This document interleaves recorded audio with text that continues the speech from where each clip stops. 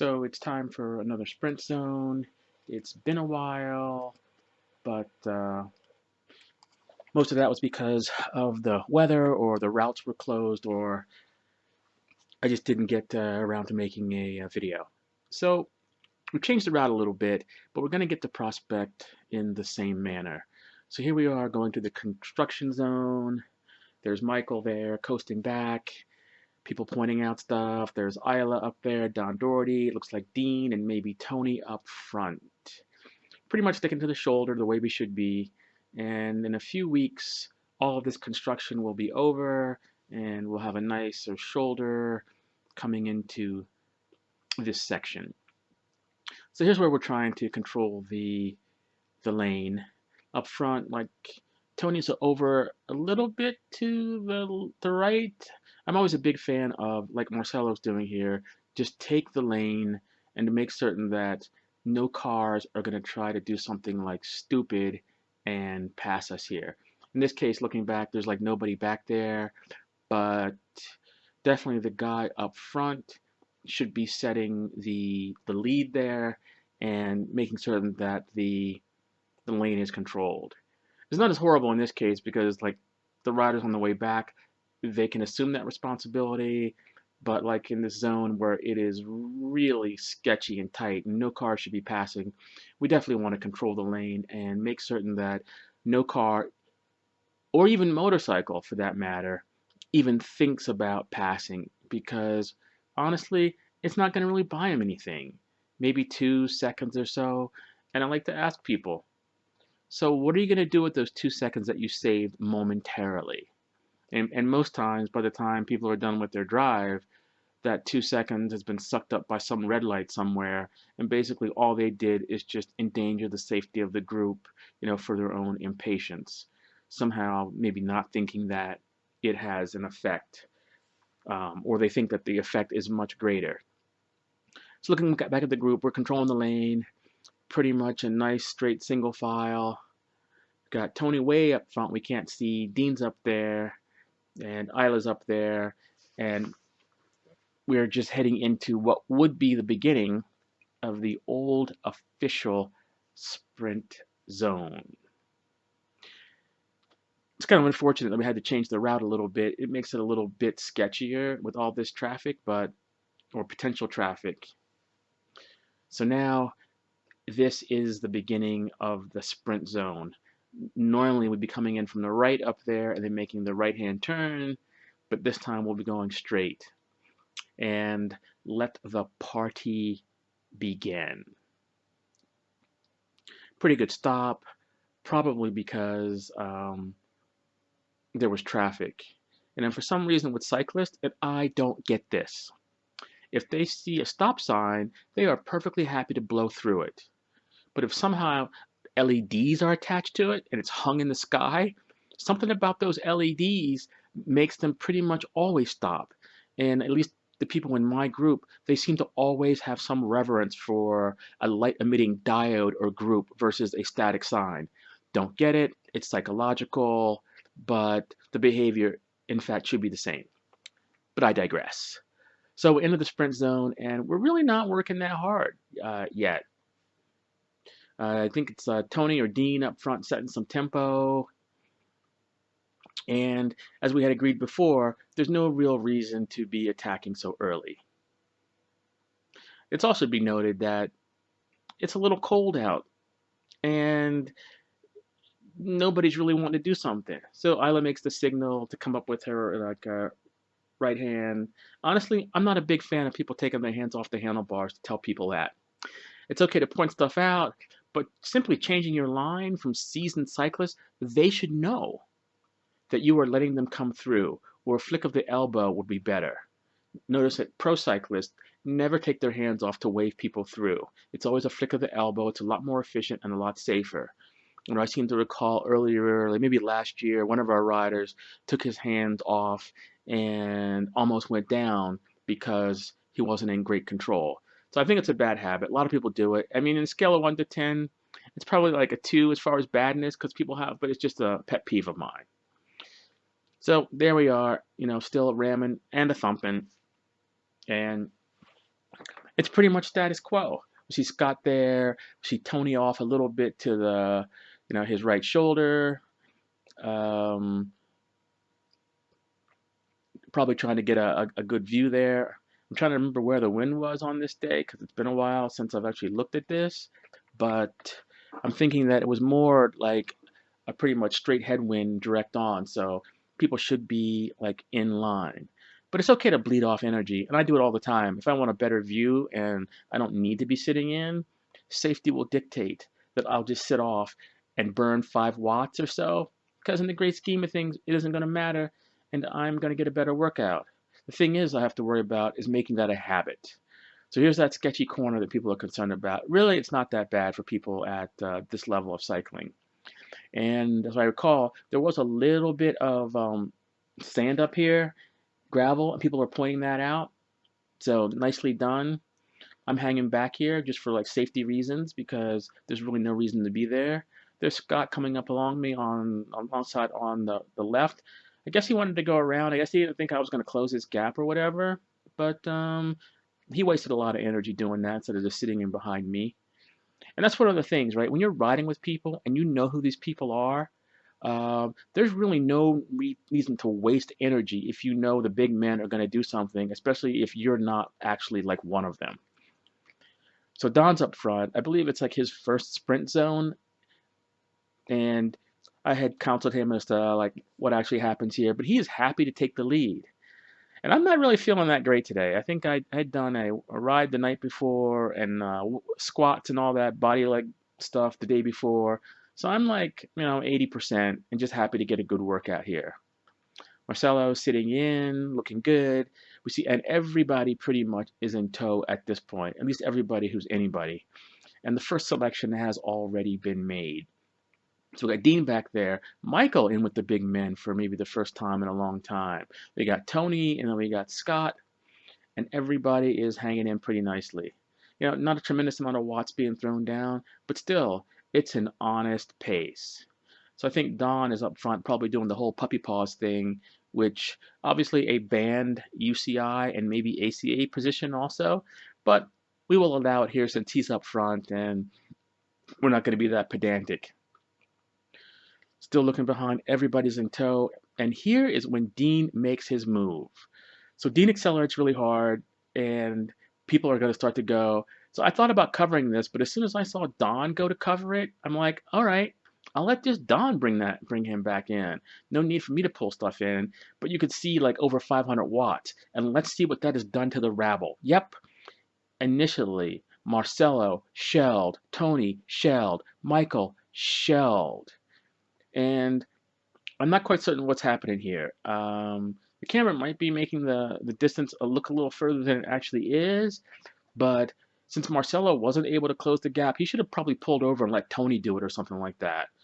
But, c'est la vie, and that's the bane of a lot of people. They sit out there and they go as hard as they can and they expect somebody to go around them. That takes a lot of energy to do that. It's better that you pull off and sag back and get a slot.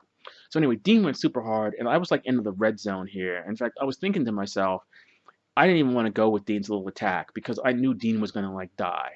But there is one good thing about it. It created a selection.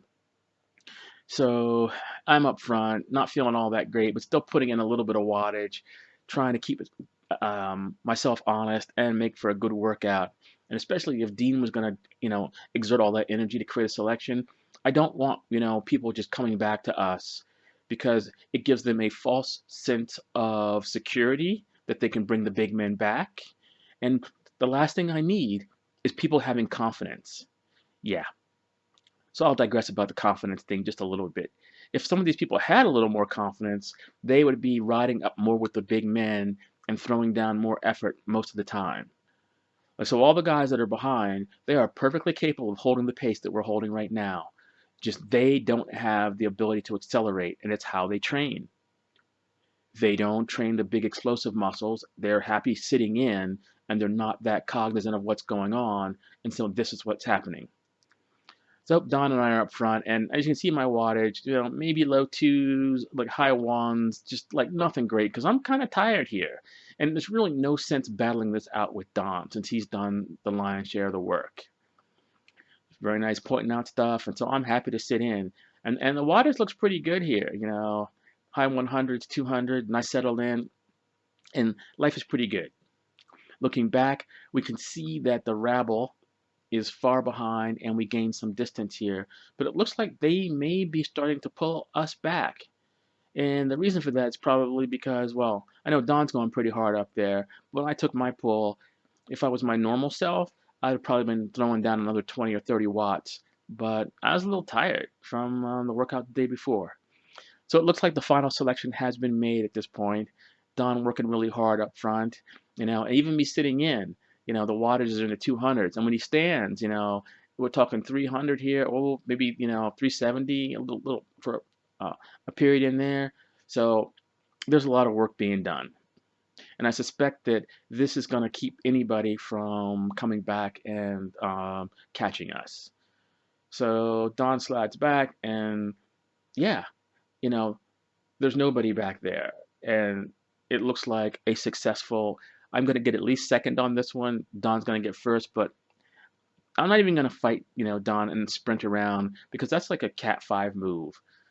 You know, when someone's doing most of the work, there's really no need to sprint around. So I'm happy to try to hold some decent wattage to keep people at bay. And it looked at one point like Dean was starting to gain some ground on us, and maybe he is right now. Testing himself, thinking that he can bring us back in. Yeah, and it looks like he kind of is, but it's really too little, too late. And maybe he's playing games with the rest of us, cat and mouse, because his FTP is a lot higher than mine, but it's still going to be like too little, too late. And that's the timing. You need to work on that timing. And so maybe when I was up front, he may have been able to bring me back, but now Don goes to the front.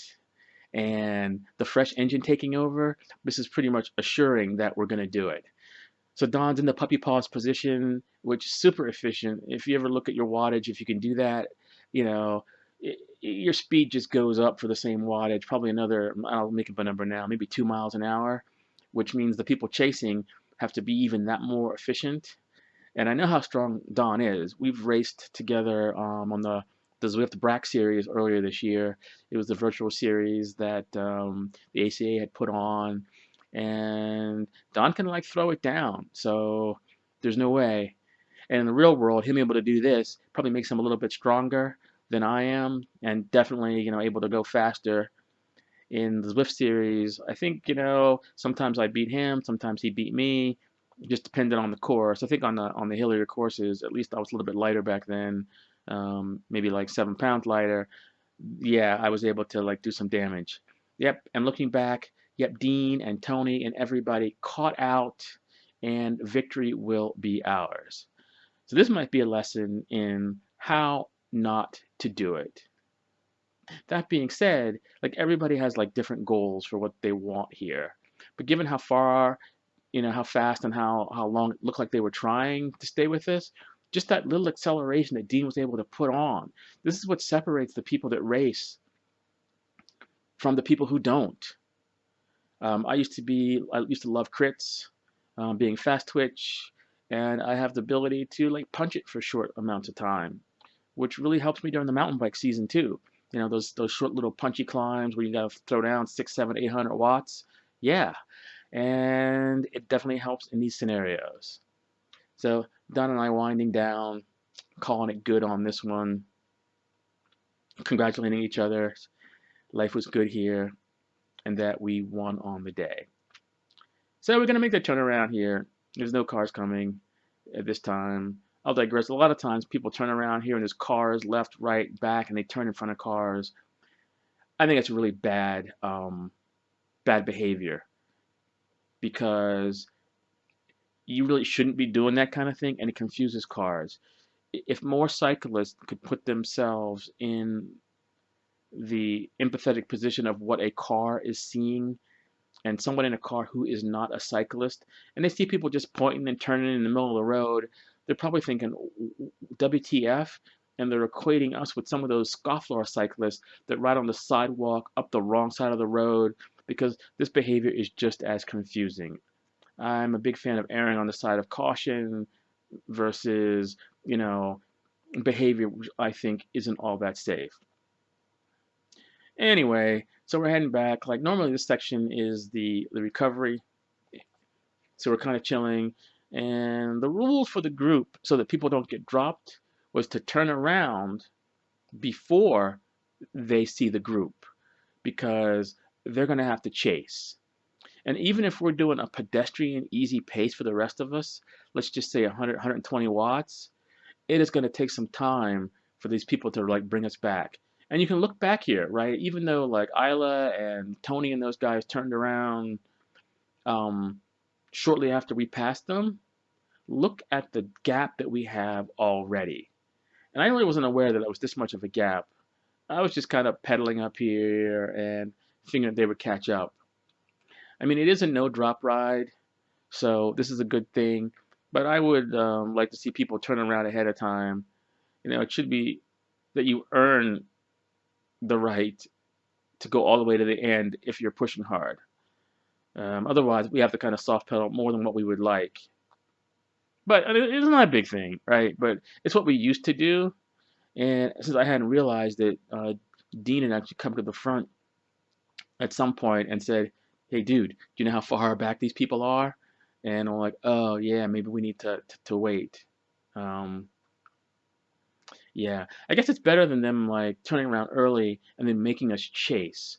Because even though they think they're doing like a really easy pace sometimes, there's some effort involved in there. And after going really hard on the sprint zone, I like to have a little bit of recovery.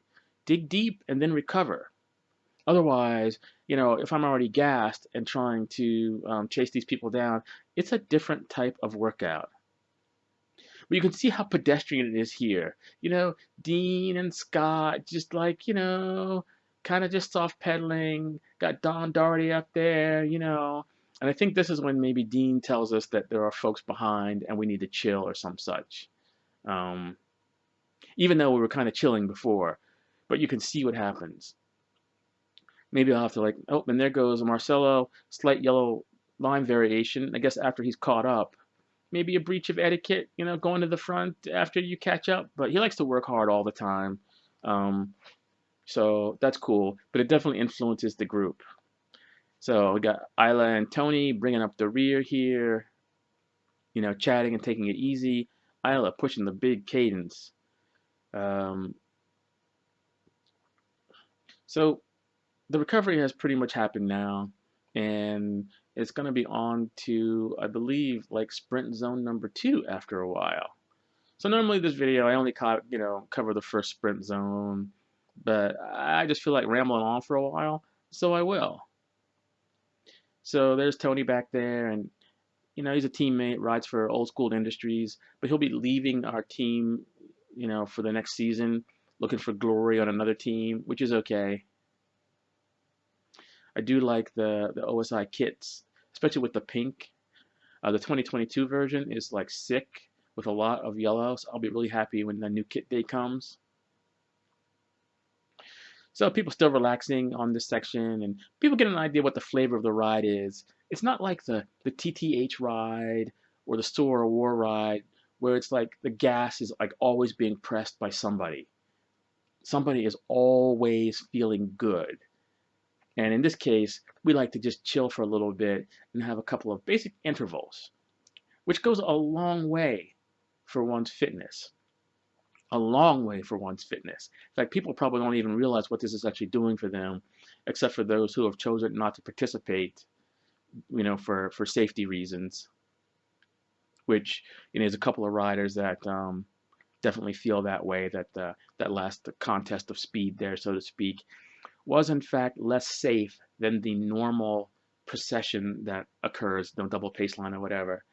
But I would argue differently, at least for myself. I feel less safe riding in the middle of the group than I do like off the front with Dean and Don. Or like, you have 5 or 6 really strong seasoned riders. You got Carl, you got Kerry, Tony or whatever, people that have raced. and they know what they are supposed to do. So my feeling of safety in the sprint zone, it's much safer, especially when you're going uphill at speeds only like 22 to 28, depending on like the wind conditions. So now we're on to sprint zone number 2, and I'm not really certain what's going to happen here. I'm not really feeling it. Like I said, I was tired. I'm hoping to get a good workout in, trying to build some base fitness for next year, um, especially with like the weights and everything. Rebuild the engine, and don't worry about your performance at this point in the year, which I'm not worrying about my performance, but I want a good workout. I like it when the Garmin says productive, or maintaining, or peaking. Not so much like detraining. That's not what I want to see. But I'll accept it, but whatever. So Don and Dean take it pretty easy. Everyone's regrouped. And that is part of the rules of engagement. Before the sprint zone begins, the group should all be together. You know, there were a lot of riders, and especially the new riders to the group, that try to get a gap off the front coming down what I would consider the recovery section before that left-hander. That's really not cool.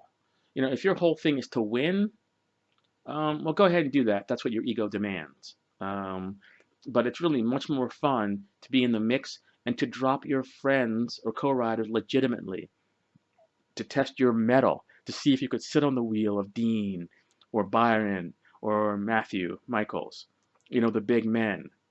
And for those who just want to sit in, to time your sprint. But then you want to act accordingly also. So as you can see, like 24 miles an hour, I'm not throwing out a ton of wattage, and we're about to get organized here. Speed creeping up a little bit, up to 25, and Dean and Don are making it look pretty easy. Now Dean makes a marked move, and we're flying now. And as you see, we went from 25 to 27, and this, you know, demanded that I throw down, you know, 300 watts to make certain I stay in contact here. So Dean's drilling it. We're 31 miles an hour, and this is why it hurts so much for me. But that's okay because I'm sitting in and I'm getting a good workout. I'm looking at my wattage, and it's like, in hindsight here, it's really not that high, and it's really telling me that, yeah, I'm tired from the previous day's workout. But that's okay. So Dean makes a sudden move off to the right. Startled me more when he did that, like when it was actually happening. I was like, whoa, what is going on here? But doesn't look too bad in the video. So let's see who's still hanging on. We've got Don up front. We got Scott and sitting in there, Tony, and Don's going hard. There really hasn't been a selection except for Dean has, you know, shelled himself because he likes to do that. I guess a lot of it's his coaching, so he gets those intervals in. And it used to be in the old days, you know, he could be the big man and drive all the way in and be a player in the sprint zones. And now, I'm not gonna like insult Dean here, but I don't know if he's as strong as he used to be relative to the group. Um, but like his thing is tries and not so much this whole thing, so whatever, whatever. So people are sitting in. Looks like I had 300 watts, and finally, there goes Scott. And at this point, I'm like just tired. I say, oh, still 400 watts, but people had saved themselves, and I really had no interest in like this particular contest. But it's fun to watch the guys like go off the front there. Yep, kind of settling in, saying, okay, I got what I needed for the day. And I should point out that, you know, being closer to the front, there's less draft. People might think, oh, you're sitting in, there's draft. But the further back you are, like the better the draft is. But for me, it's a good habit to try to stay up near the front because it's less squirrely. And in my opinion, like safer.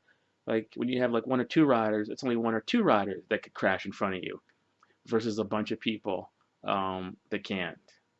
So chilling out, enjoying a little bit of respite and recovery before we get to the intersection at the end of the sprint zone. I'm liking it. I'm seeing the 0 watts, 15 miles an hour. The big block, of course, is cooling down. I keep thinking to myself, like one of these days, I need to go off and test my mettle on the TTH. Primarily, so I can like film some of it, because that would be cool. Although I guess I could have done that on the War or Soar rides too. Like some of those were pretty blistering, it's like next level. And when I was doing that, I could see the gains for me go up like weekly. Watching my VO2 max shoot up like 6 points within like a month and a half. You know, just by adding those challenging rides, not only physically but mentally challenging. To try to stay in contact. So we make the intersection. Dean catches up. Um, Everybody's here, and this is where people are kind of all over the place. There's people on that side of the road, people on this side of the road, people on the left side of the road. We need to like pick a spot where, or a side where everyone's just going to congregate, because it's like I said before, this is the stuff that confuses the motorists. Because I see cyclists at every intersection, and they're used to these scofflaw cyclists that are in the city, darting out like all over the place, and so it just confuses people. So, but I think we've all agreed that we're gonna sit on one side of the road, depending on which direction we're going, and not have this happen. We had gotten better at this back in the old days when Josh posted something about this same intersection, and Josh, being the cat too, had lots of gravitas, and then people behaved. But then people who didn't see his memo on the Facebook, you get one or two new cyclists doing that whole circling thing, and next thing you know, we end up digressing to where it was before. So this is the final sprint zone, and I'm kind of feeling lethargic here, like whatever. I think that was Marcelo that just kind of went up the road here, and like nobody's like, well, whatever, whatever. Is he GC? I don't know, I don't know. And I'm pretty much content to follow wheels at this point, not looking to sprint, but just to, stay with the group more or less. And of course, that being the case, my effort is going to be metered and determined by the whimsy of the group. But you can see Tony with the big cadence. Tony's not going hard here. And you see our speed, 13 miles an hour, 12 miles an hour, got 100 and some watts being put out. Woohoo! The big block is pretty much just idling at this point. But I do believe that this is about to change. It is kind of interesting that like people just wait for others to, as I like to say, get the party started. But that's fine. My deal here is to go really hard to the top of the hill and kind of recover and regroup. Although that doesn't seem to be the modus operandi of a lot of people in the group. They just want to go hard all the way to the end of this road. And I'm like, the old sprint zone used to end, well, it does end at the top of the hill up here.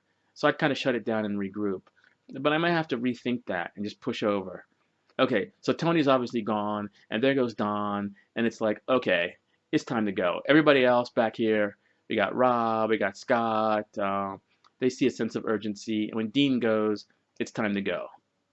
So I'm still, looks like I haven't like really bought into this whole thing, but maybe I figure I can bring these people back whenever.